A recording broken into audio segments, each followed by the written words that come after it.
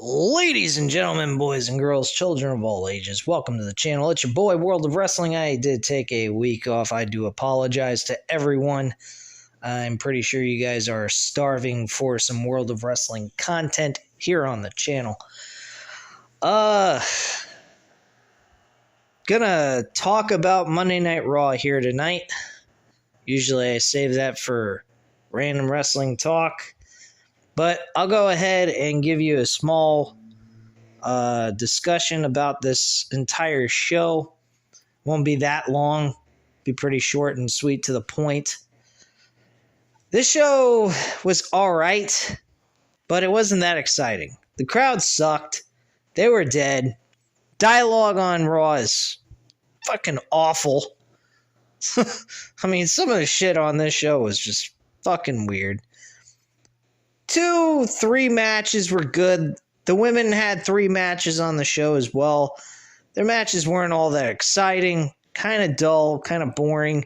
Candice LeRae and Io Sky was actually the worst match on the entire card tonight.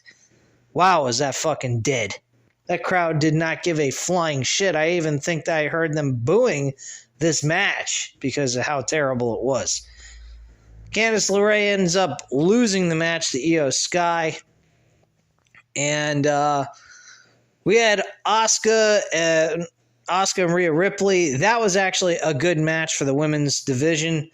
That was kind of enjoyable. Still, the crowd was dead as a fucking doormat.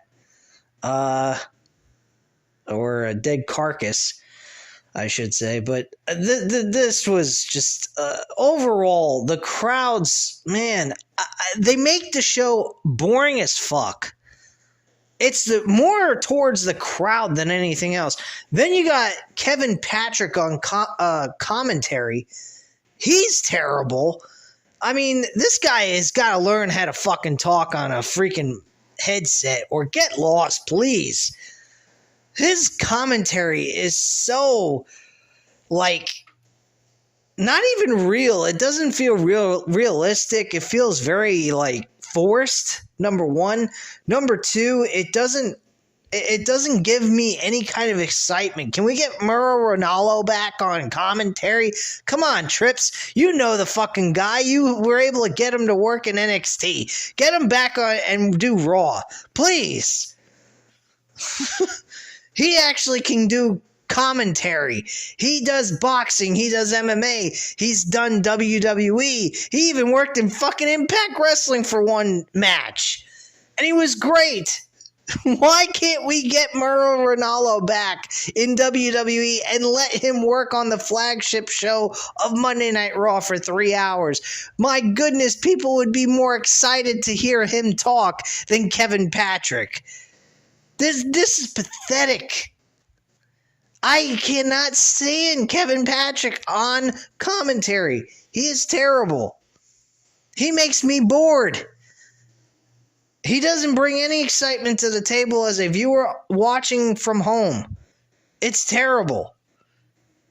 The crowd, they pay all this fucking money. Do they make any noise? No. You go back and you watch the 90s, the early 2000s. It's like going to a fucking mosh pit at a rock concert, man. Back in the day. You have a fucking cameraman circling around the barricade. You got people fucking giving the bird, acting like crazy lunatics, excited to be there after paying their hard-earned money to go see this fucking event.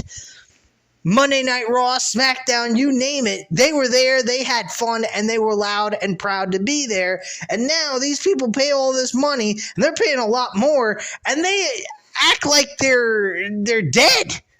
Like, what is wrong with these people? What are they doing? Why are they wasting their money if they're not excited to be there?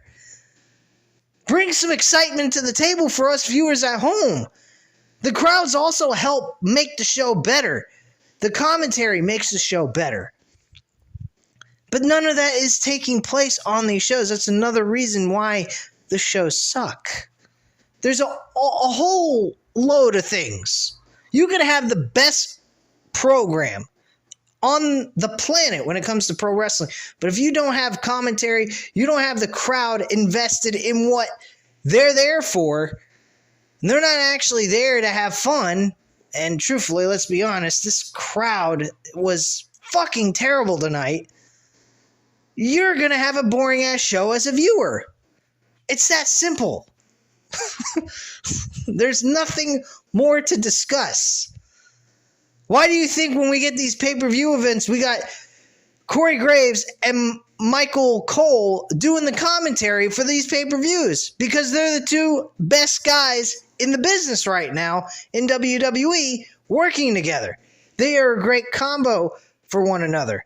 They work very well. It's like Jerry Lawler and Jim Ross. That's what these two guys are in this business right now in WWE. And Pat McAfee and Michael Cole, holy shit, that was fucking amazing. Imagine this, we get Pat McAfee back, we have a 3-man team, both on Raw and SmackDown, and we get those three guys and get rid of all the extra bullshit. We don't need Wade Barrett in commentary. He's not terrible. I'm not going to say he's been terrible on SmackDown, but he is not exactly what I would say brings a whole lot of excitement to the table. So, yeah, I think those three guys working together on Raw and SmackDown would be perfect. I'd love to see Pat McAfee and Corey Graves bickering with each other, with Michael Cole in the middle doing the most of the legwork, with doing the actual play-by-play commentary for the matches. I think it'd be great, but we're not getting that, so I don't know, But Alexa Bliss and Bayley competed for a number one contenders match tonight for the Raw Women's Championship. When this match is taking place, I have no idea. But Alexa Bliss won the match. She ends up beating Bayley in a very boring matchup. And this was the match that started the show. And honestly, the match that starts the show, or the segment that starts the show, is supposed to get the crowd excited and get them happy to even be there to start off the show, and they did not capitalize on that whatsoever.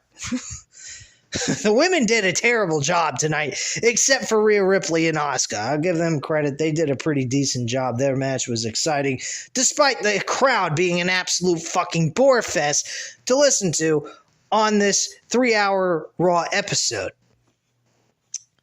So, she wins, Alexa Bliss. And then afterwards, she wants to handshake Bianca Belair for,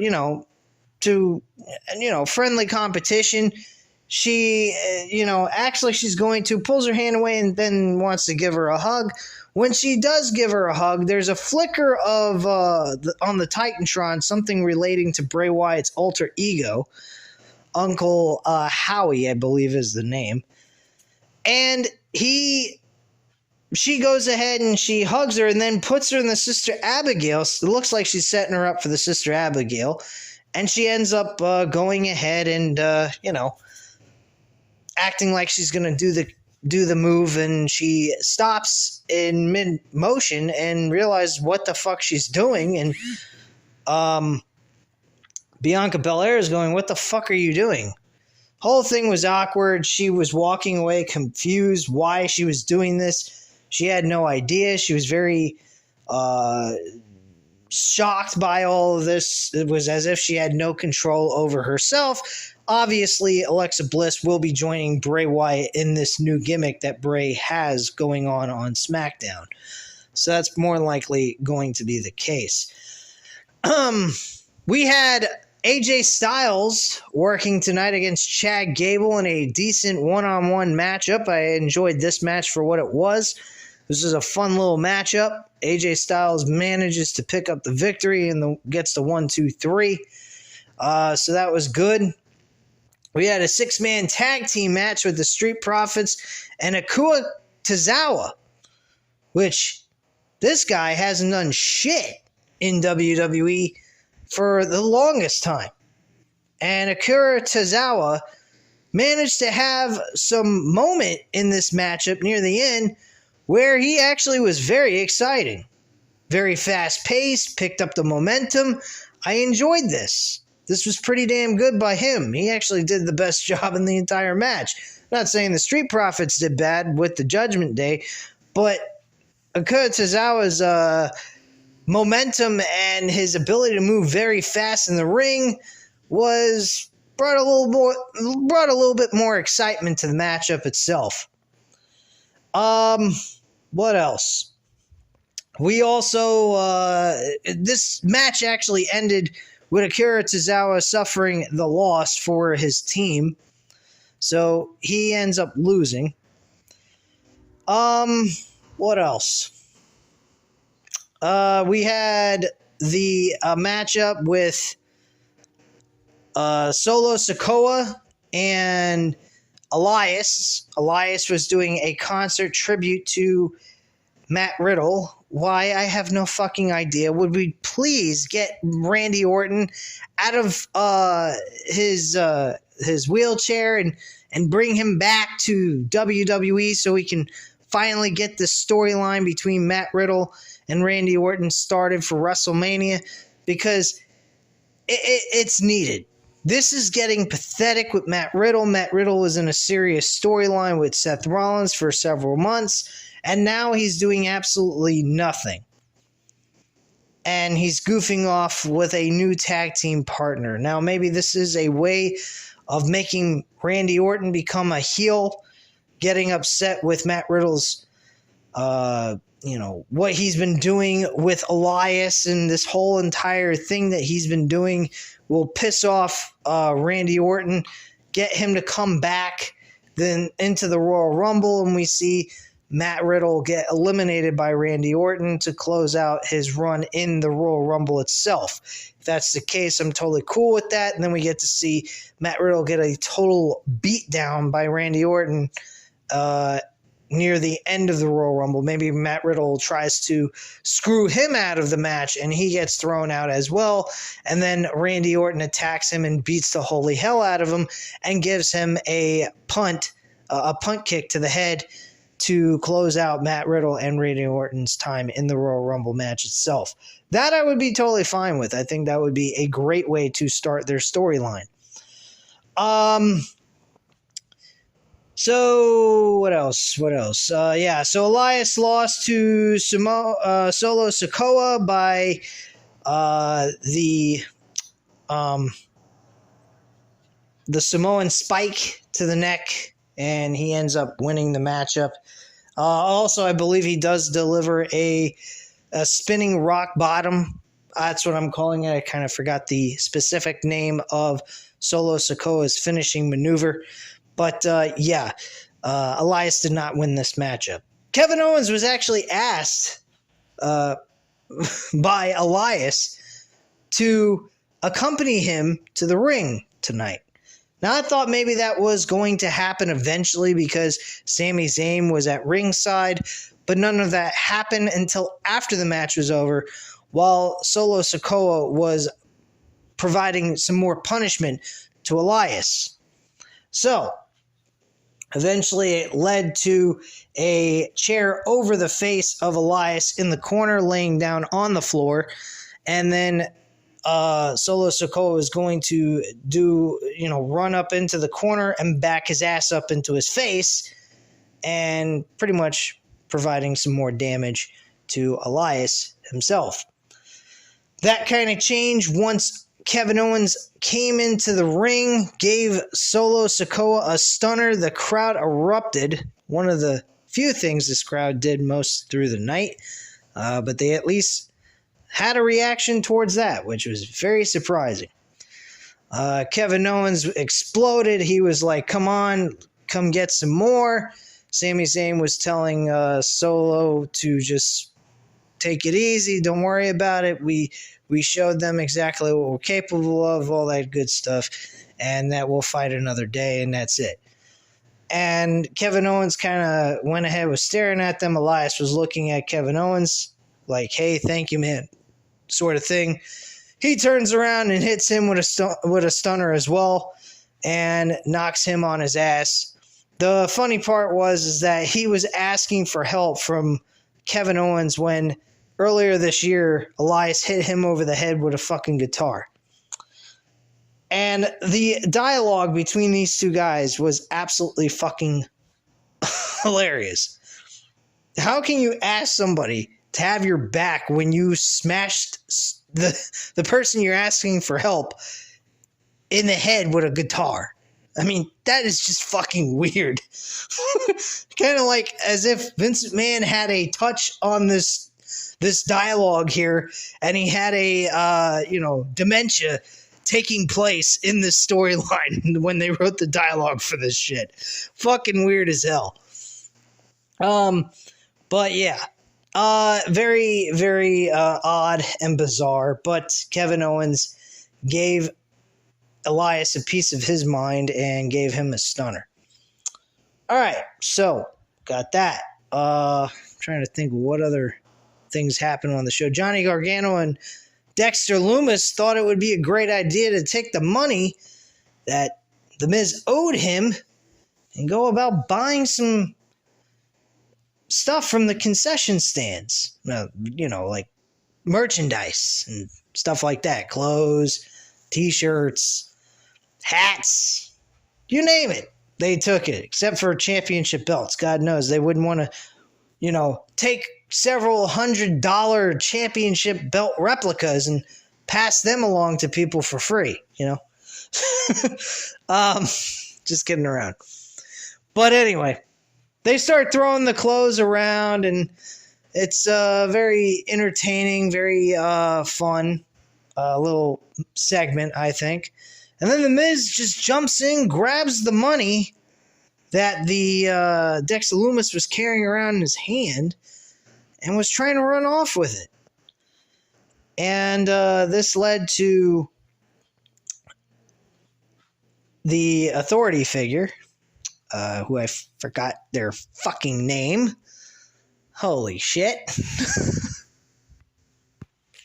Okay, I now remember it. Adam Pearce, excuse me. It's kind of hard to remember all these fucking names when half the time they're not on the damn shows. I mean, Adam Pearce is not exactly shown a lot on TV. He doesn't really book any matches. It's as if the matches are booked on the fly here.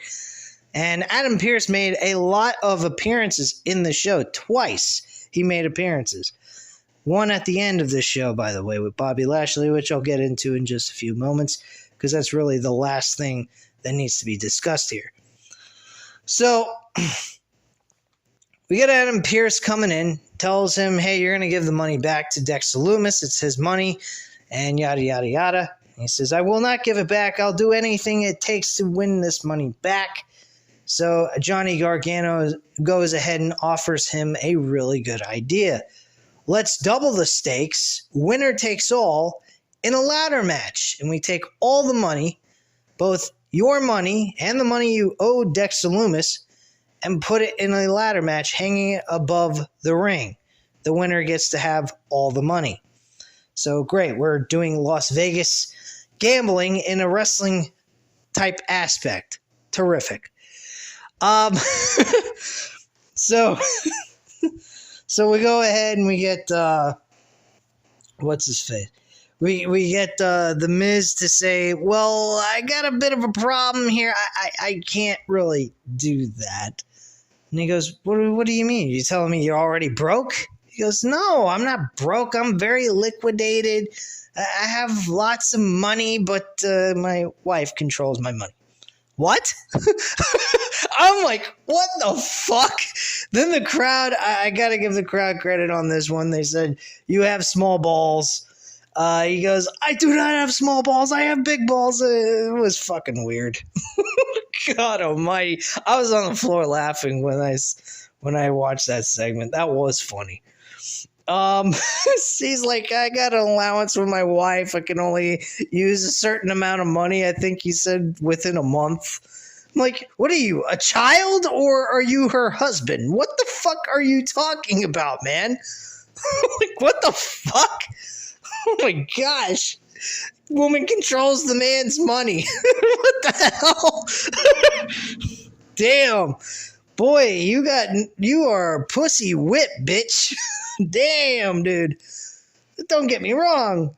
You know, his wife isn't bad looking at all. Maurice is a fucking beautiful woman, but I don't think I could handle my wife controlling my money.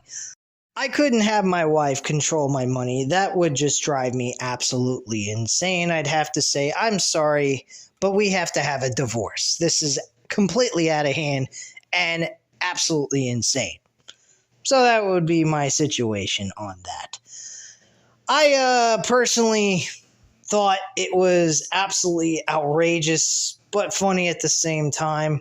He had to dress up like an elf, and he was tossing shirts at the audience before they went on commercial break. We never saw him dressed up as a fucking elf, but who the fuck cares? I don't give a shit to see The Miz really at all on my TV screen, because he doesn't really bring all that much to the table anyway. He's basically a watered-down version of MJF. Anyway, moving on here, we get to the main event. Bobby Lashley, Seth Rollins, 15-minute match. Pretty decent little matchup. Hard-hitting, good entertaining stuff. Good main event. Have no complaints. Referee had a minor sprain. He had a problem trying to stand up. Bobby Lashley had a chance of getting the win, but the referee was, hurt with a sprained ankle. Referee gets in there as quickly as he can. He counts 1, 2. Seth Rollins kicks out before the count of 3. This leads to Bobby Lashley getting mad at the referee, getting a little bit distracted. Prepares for the spear once again, and he gets countered with a pedigree and ends up losing the match. And by the way, the pedigree looked absolutely horrendous. It did not look that good. And they've tried with Seth Rollins doing this several times, countering a spear with a pedigree. It just doesn't look as good as it would in a normal setting. I really wish they'd stop doing that. They could have done something else. Maybe have Bobby Lashley miss him, hit the turnbuckle, he gets stunned, he hits a pedigree, and then a curb stomp. That would have worked even better, I think. And a lot more believable, by the way, because the pedigree did not look that great and didn't look as impactful as the normal way of doing the pedigree. And then applying a curb stomp right after that immediately would be the perfect way to end that match in the first place. But unfortunately, they didn't. Made Bobby Lashley look a little bit weak in my book. And made it look too easy for Seth Rollins to win a match with a guy the size of Bobby Lashley. I mean, come on, let's be real. Bobby Lashley is a big dude. He's not a guy that you can just hit with one move and close out a match. To me, it didn't look that believable the way it ended. Just my own personal opinion.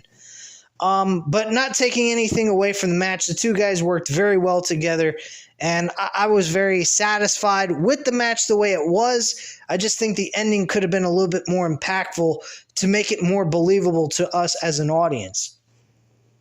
After the match was over, though, the referee, was hurt, and Bobby Lashley was mad. He's like, you distracted me, you fucked me up, cost me the match kind of attitude. And, he just exploded.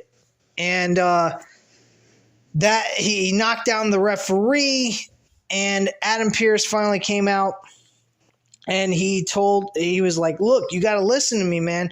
What you're doing here is not professional. You shouldn't be shoving referees around.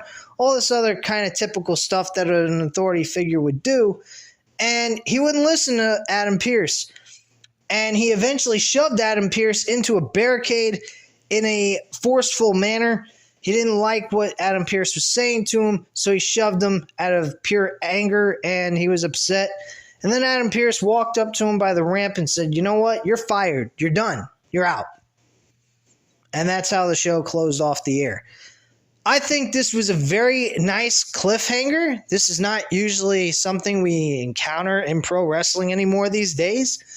This should be interesting where they're going with Bobby Lashley. Leaves a little bit more intrigue on the fact that because he lost and he's no longer a part of the United States Championship run here, and now that Seth Rollins is the number one contender for the U.S. title against Austin Theory, I think this could be somewhat of an entertaining thing to see where this goes with Bobby Lashley. Gives him a new story to be in, and we'll see what happens from there.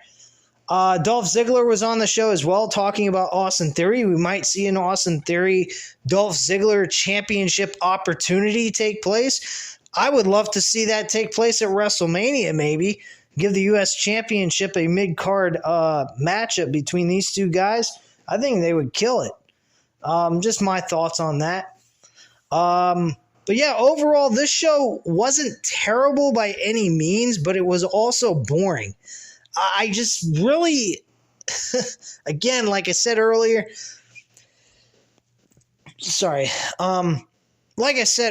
this show is lacking audience appeal and announcing. Kevin Patrick needs to go.